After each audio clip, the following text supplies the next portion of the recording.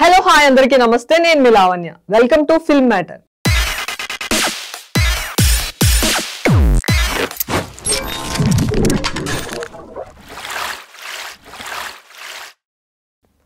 పుష్ప మూవీలో అల్లు అర్జున్ కు స్నేహితుడిగా నటించిన కేశవ పాత్రధారి జగదీష్ మాజీ ప్రియురాలి హత్య కేసులో అరెస్టు కావడం సంచలనం రేపింది.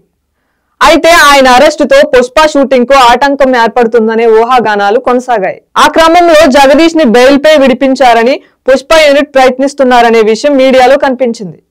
అయితే తాజాగా బెయిల్ పై విడుదలైన జగదీష్ ప్రస్తుతం పుష్ప 2 షూటింగ్ లో బిజీగా ఉన్నారు. ఆ వివరాల్లోకి వెళ్తే గతంలో ఓ జూనియర్ ఆర్టిస్ట్ తో రిలేషన్షిప్ లో ఉన్న జగదీష్ ఆ తర్వాత వివాహం చేసుకుని ఆమెకు దూరంగా ఉన్నారు.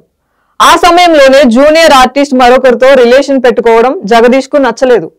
ఆమెతో పలుమార్లు గొడవ పడిన తర్వాత తన తాజా ప్రియుడితో ఆమె ఉన్నప్పుడు జగదీష్ దొంగచాటుగా వీడియోలు ఫోటోలు తీసి బ్లాక్మెయిల్ చేశాడనే విషయం బయటకు వచ్చింది.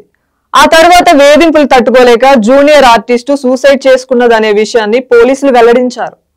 అయితే ఆమె సూసైడ్ ఘటనపై పోలీసులకు అనుమానం రావడం, ఆ తర్వాత విచారణలో జగదీష్ పేరు బయటకు రావడం జరిగింది. దాంతో విచారణ నిమిత్తం ఆయనను అదుపులోకి విచారించగా తన నేరాన్ని ఒప్పుకుంటున్నట్టు వార్తలు వచ్చాయి. దాంతో ఆయనను రిమాండ్ కు తరలించడం మరింత సెన్సేషన్ గా మారింది. ఇదిలా ఉండగా జగదీష్ గుట్టు చప్పుడు కాకుండా బెయిల్ పై బయటకు వచ్చాడు.